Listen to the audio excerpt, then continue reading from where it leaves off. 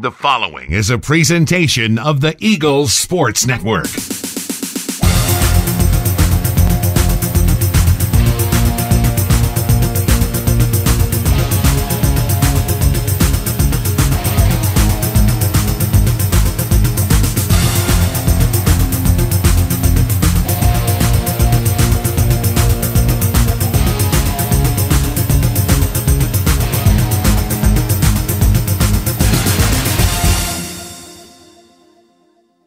Hello and welcome into Week 7 of the Mike Clowney Show. I'm the voice of the Eagles, Adam Cavalier, alongside Carson Newman head football coach Mike Clowney. As Carson Newman falls on the road to Newberry on the Wolves' homecoming by a final score of 34-3. Mike Clowney, a tough one, but probably the most important thing, the fight your team showed. Could have easily, after a 59-0 loss to Lenore-Ryan. The previous week said, nah, we're good. This is it. But really from the outset came out punching, and at the end of the day, a loss that boils down to execution. How proud are you of your team for coming out with some pretty good and consistent effort? I think that's a question that you asked last week, how much could the week before affect this week? And the thing that's unique about this group is what I said after the game was, you don't ever want to go through this, but if you're going to go through it, this is the group you want to do it with. But just because of their attitudes, and that's what Coach Story talked about all weekend in practice. Our theme was attitude, and then just to watch, their attitude going into the game. We went into the game wholeheartedly expecting to win a football game, just like you should do every week. We prepared that way, and it's just fun to watch these guys, not allow their circumstances to dictate, who they are, how they work, and what they do. How much does it hurt you as a coach, though, that they are doing this? They have the right attitude, they have the right effort, but they haven't got to taste that success on the field.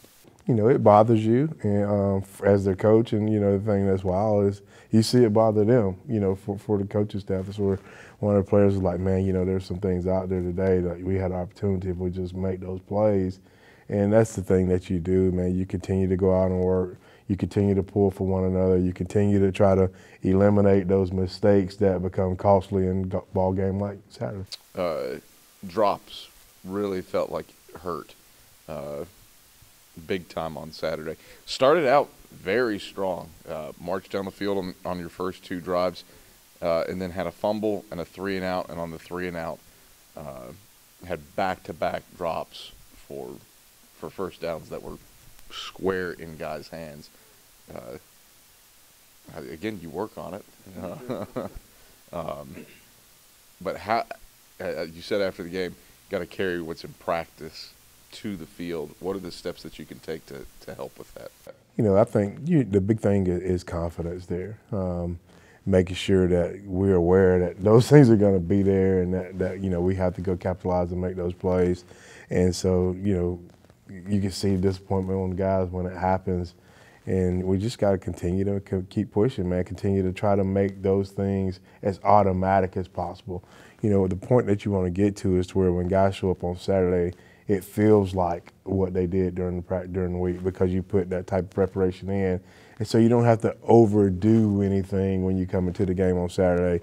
You don't have to look any different. You don't have to play any different. All you do is execute the things that you've worked on all week, and then just finding that confidence to where, we realize that we don't have to be magic on Saturday. We just have to go do the things that we work on every day.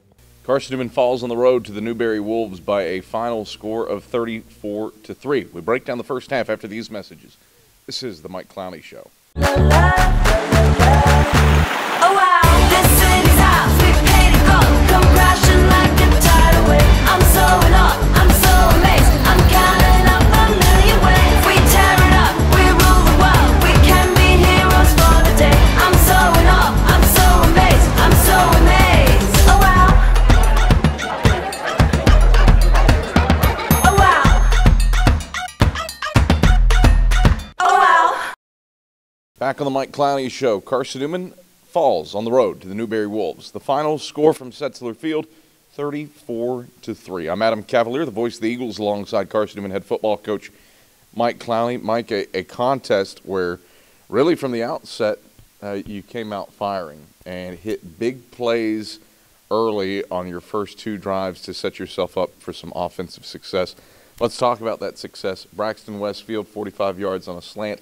LaMarcus Brown, 56 yards on a zone read option keeper on the first play of the second drive.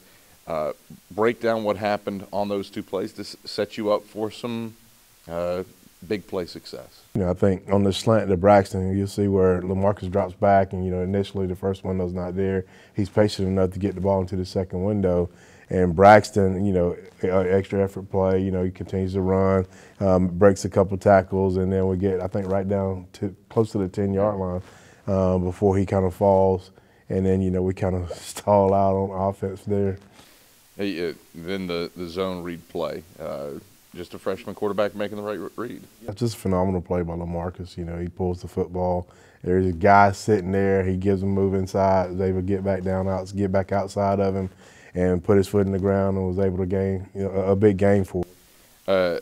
However, you mentioned it, do stall out both times inside the 10. On one, you hit Braxton Westfield on a screen pass, and the turf monster gets him. End zone is there for the taking. And it feels like that has unfortunately been a common thing for this team. You can't buy a break. Yeah. And other plays like that come to mind on Saturday. Daquan Dudley, I don't know how he returned a kick for a touchdown on a squib kick that bounced at the 30. But a hold was called away from the play for something that didn't impact the play. A lot of things like that, unfortunately, impacting your team right now. Yep. And that's where, there's two ways. Number one, when you can't buy a break, you have to go find a way to make one. And so, we've got to be resilient and continue to find the ways to make breaks for us.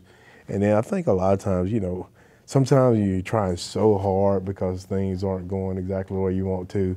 You wind up taking that extra step, or you wind up not hitting it the way you want to, or you're away from the play. Those guys believe in what we're doing on kickoff return, and you wind up just that little extra. And I thought I couldn't see it when I watched the film when we got back in last night because we only had a wide shot. But it's a double team. You really don't have to hold.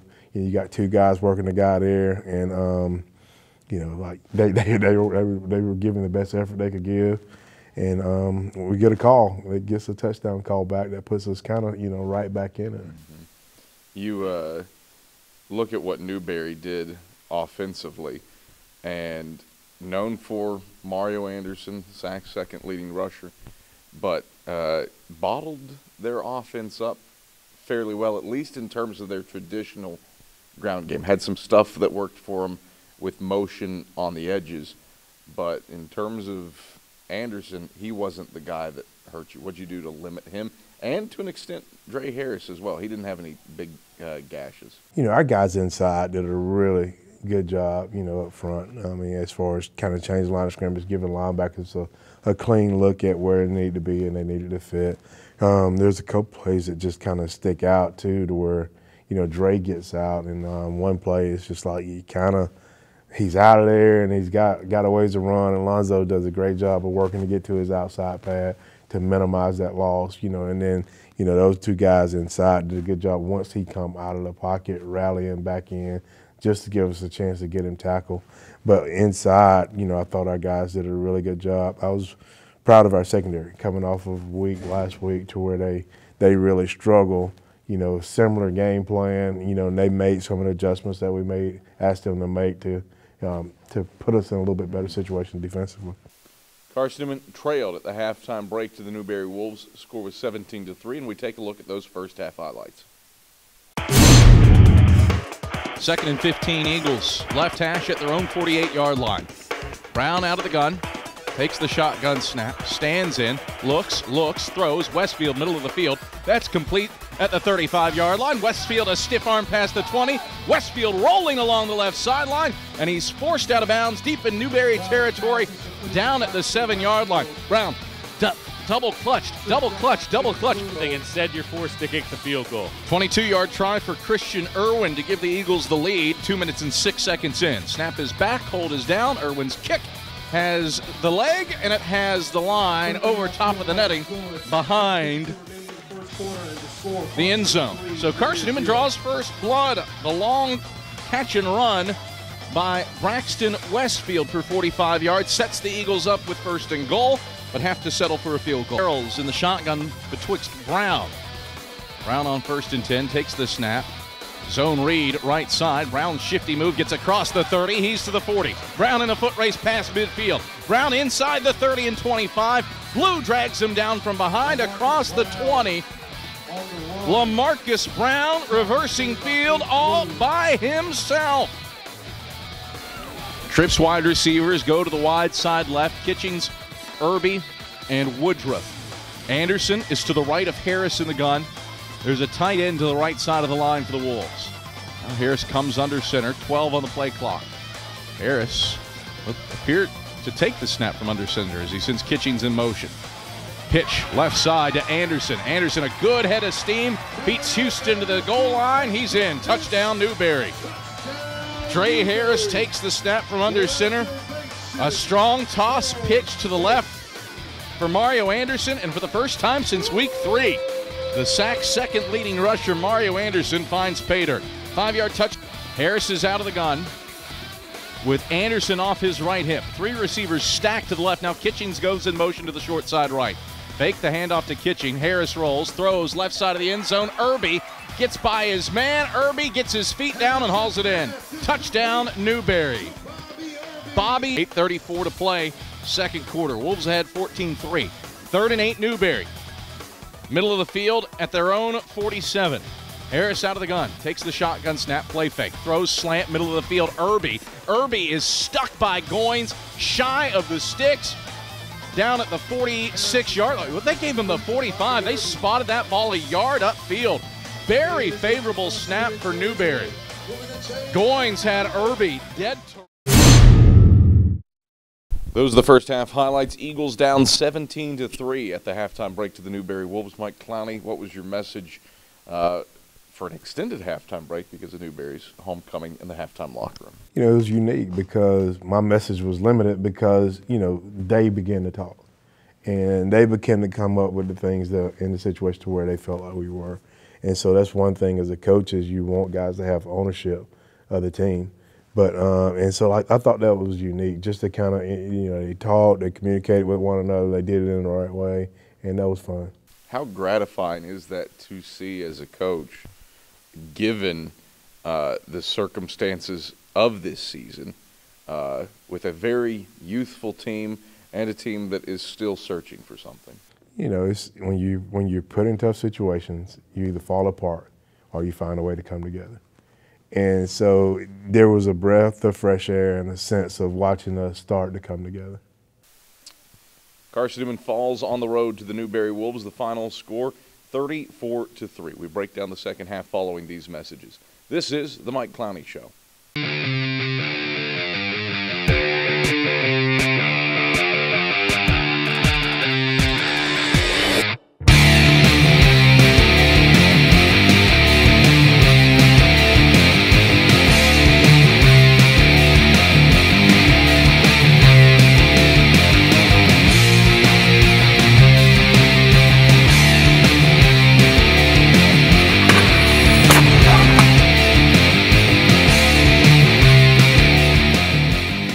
All right, back on the Mike Clowney Show. Carson Newman drops one on the road to the Newberry Wolves. The final score, 34-3 to Newberry, in a place where Carson Newman still searching for that first win since 2010. I'm Adam Cavalier alongside Carson Newman head football coach Mike Clowney. Mike, the South Carolina games, always feels like they have a little something extra special for these teams through the years because of the number of South Carolina folks within the program.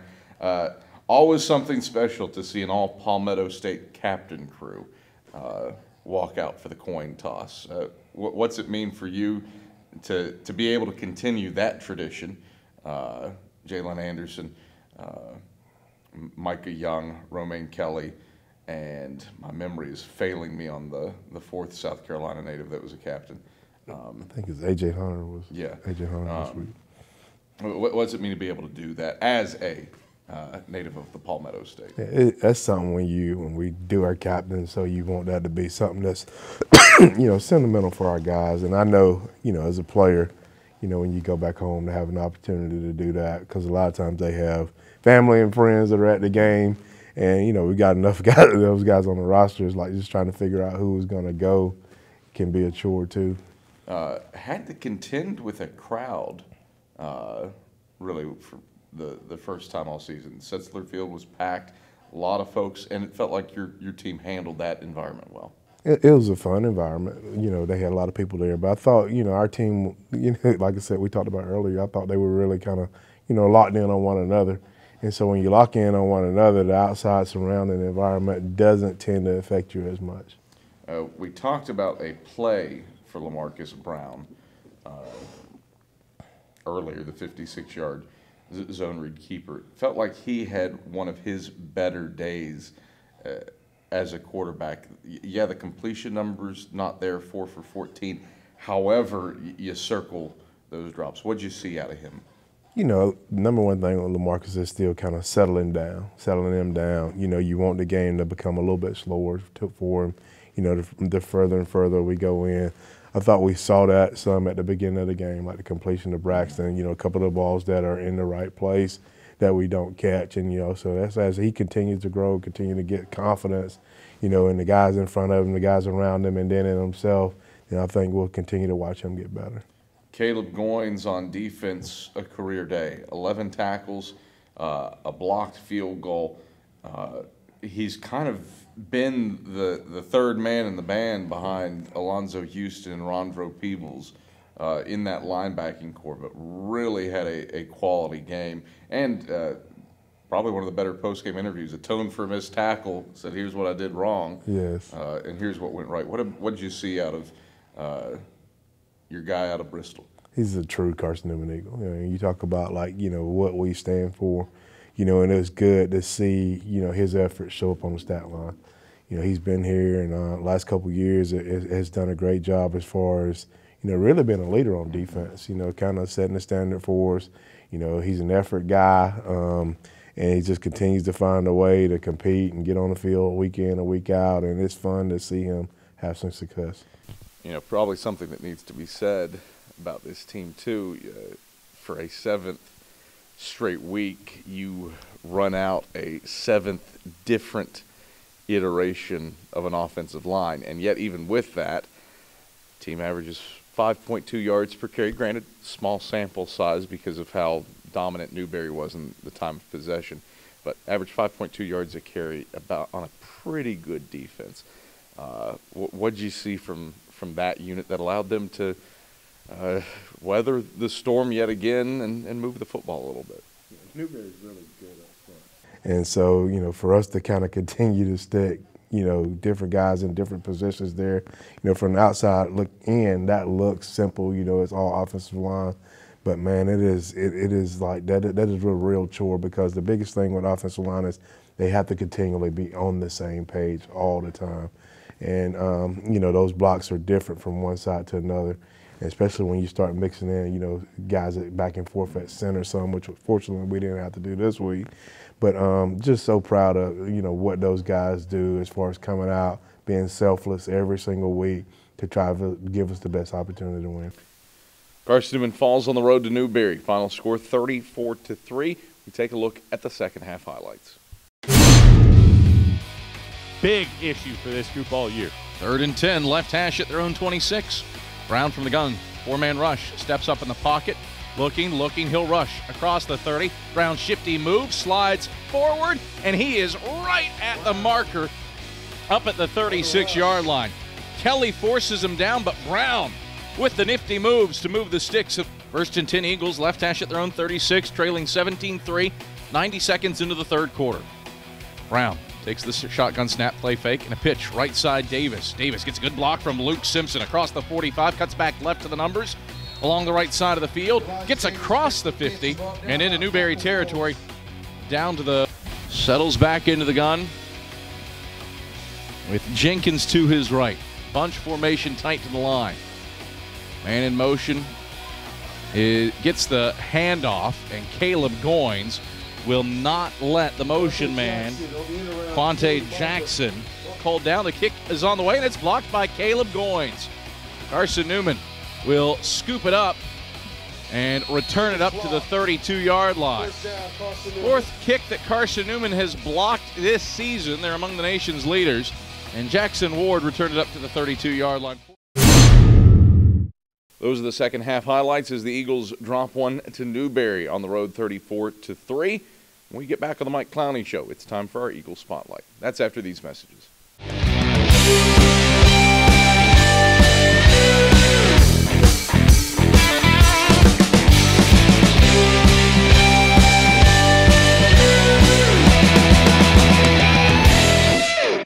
All right, back on the Mike Clowney Show as we wrap things up. Time now for our Eagle Spotlight. And this week, Justin Franklin puts it on Brian Payne. 33. Frost out of the gun. Pressured from behind. Throws over the middle of the field. High, and that's intercepted. Carson Newman headed the other way. Payne over the numbers. Left side. Flag on the play as Payne gets some sudden change as he returns it up to the 38-yard line. For college athletes, life is all about opportunities. For Brian Payne, his biggest opportunity would come with a dramatic change. He'd be switching from running back to safety, offense to defense. And after some initial hesitation, Brian embraced the change head on. Brian is from, if I'm not mistaken, Memphis, Tennessee area. He came up here as a running back, and he showed some athletic ability and some skill on that side of the ball. But coming in this season here, you know, we were short on that end there, and he had an opportunity to make a transition over, and he did, and went into safety, playing the safety position, and at the end of the day, he was able to get some playing time out of it, and he's a kid that works hard. He's a hard studier. I mean, it's a new position to him, so he's a guy that studied his play, studied the playbook. He's going to try to line up in the position you tell him he needs to line up in that set. He does that, but everything, he's just a worker, and he's just going to try to outwork people for that position, and that's what he did. He just outworked people to earn that starting job as of right now. I think it was a week before spring practice 2020, and Coach Clowney pulled me into his office and asked me how did I feel about moving to DB playing safety. And my first thought was like, I don't want to do it. I've been practicing running back because I played running back for like the last 3 years in all high school. I just said, nah, I couldn't do it. And then he told me to get Coach Slade to just give him a talk in his office. Went to Coach Slade. He talked to me about like how things work, like how he had set me up in the defense and stuff like that. But I was still unsure about it.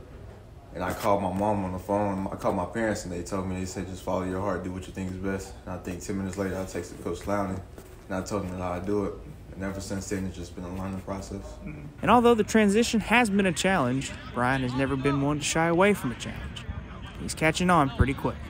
I think the toughest part is just mentally you have to know everything, and then after that, physically, you have to do it. And it's just, after moving from offense to defense, it's just so much that you have to learn. And I felt like it was so fast, but I had to adjust, so I just had to do it. And his position coach, Antonio Goss, could not agree more. Well, I think that's a great talent to have because you're getting what your coach is telling you to do. So what your coach is telling you, you're trying to do that on the field. Now, I think also when he gets a little bit more, a second year under his belt, a little bit more would be more natural to him. So now he can sort of ad-lib a little bit and be a little bit more, I guess, himself out there. Not saying he's not now, but I'm saying he's doing what, if the coach telling him 3x5 in this alignment, Brian Payne is going to be a 3x5 in that alignment. Coach Goss also believes that with Brian's mentality, talent, and ability, his potential ceiling on defense is endless. See, this is someone who's never played defense at all. So now, to me, that ceiling is very high because we have never seen that. When I say that, he's an offensive guy, came over to defense. You have never seen that ceiling tapped out. Now, on offense, yes, okay, he can do things for us, but on the defense side of the ball, I think that ceiling's be as far as he wants as far as he wants to take it. And going against some of the best receivers in Division II in practice is something that both Goss and Payne believe will play to their advantage. I think going against them every day prepares us playing games just because we have great receivers. We have a lot of guys. So when we go against them every day, when we get in the games, it just seems like it's them or even not, or people that's not as good as them, you know what I mean? So it's just, they prepare us really good just every day. It builds the confidence up, you know. It's not waiting to game day to go against, okay, they got a great receiver. No, we got great receivers here. So we can get that done right here on this practice field. So now we get in the game, it just comes second nature. Brian has already made quite the impact in this transition to the other side of the ball, but both he and Coach Goss know that the sky is the limit. For the Mike Clowney Show, I'm Justin Franklin. All right, thank you very much, Justin Franklin, Mike Clowney. You know, we do these features the week leading up to the game, and Brian Payne, unfortunately, went down with an injury late against Newberry. You hate to see that for a guy that has really given himself to this program, came in as a running back, and has been your most reliable starter in the secondary this year. Brian's a great kid. Like you say, he come in as a running back. I mean, come in as a walk-on running back. Yeah. And, you know, a lot of times we don't talk about that, but I think in his story it's worth mentioning. But he comes in as a running back, and, you know, he's played running back for 2 years. And, you know, once I got the job, we transitioned, and we didn't have any really defensive backs coming back. That first spring, once I got the job, and we went out and we were doing spring drills, and, you know, didn't really know what we were going to do there. And Brian just kind of shined, you know, going through the running back drills. And I was just like, he showed some physicality and some aggressiveness. And so that's where I pulled him out, and I was like, man, have you ever played defensive back?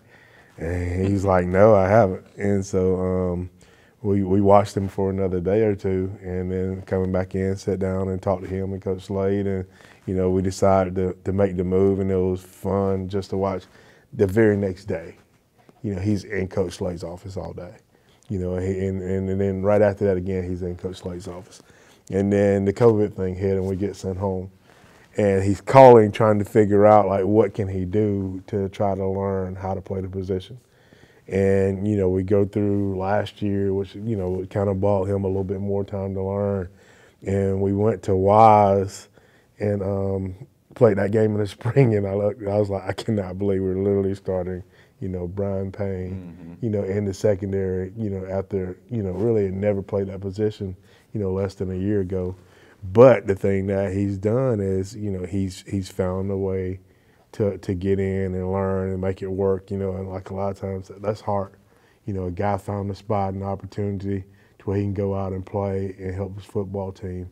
And so we're so grateful for Brian and his willingness to just, you know, go do something we asked him to do that was different. Probably emblematic of a few guys on this team, either because of youth or because of situations similar to BP, have had different roles over the last few years, and yet they're working at it. That's right. And so, like, the biggest thing, you know, if they'll give us a good canvas, then we'll help them paint the picture God's trying to paint in their lives. And I think that's the other thing with Brian, just watching them become, you know, selfless as a player, selfless as a person. You know, those things, it's amazing how, like, the things kind of connect one another. Just watching his maturity, you know, on the field and off the field, he's been fun to watch grow. All right, back at home for homecoming. You welcome in the Mars Hill Lions for a 3 p.m. kick. Tim Clifton will run your double reverse flea flicker and whatever other things he can pull out of his bag of tricks. Mars Hill, pretty stout this year, in the hunt for a playoff spot. A lot of activities ongoing on campus, but you're probably a little more focused on what's happening on the gridiron. What's homecoming mean to you while focusing on the Lions? Homecoming is a fun time. You know, as we were at Newberry this week and watching them have theirs, and, you know, it's just a great reminder of how much fun it is to have your alumni, family, friends come back to campus. And it's always good to see, you know, our old football alumni come back to campus, and a lot of times they'll come in with us in chapel and just be able to kind of see them, hug them, love on them, have them love on you, man. It's a phenomenal time here on campus, and so it means a lot, you know. And so from a football standpoint, we don't get to enjoy it, you know, as much as we probably should or would like to, because we have a job to do. And so that kind of takes priority and precedent over a lot of the festivities. But at the same time, man, it's still, you know, a fun day here on campus. Should note that at the cap of the day, after football is said and done, you'd hope people stick around for Stephen Lyons in the men's soccer program playing for a SAC title that night against Limestone at 7:30. So after you come to the football game, don't head to your cars. Stop off at McCowan Field. Yeah, Stephen Lyons, it should be a good game. Limestone, 1 versus 2 in the table. So busy Saturday between football and some action at McCowan Field. Mike Clowney, pleasure as always. We'll talk to you against the Lions on Saturday. Same here. See you Saturday. That's Carson Newman head football coach Mike Clowney. I'm the voice of the Eagles, Adam Cavalier. This has been the Mike Clowney Show. Thanks for watching.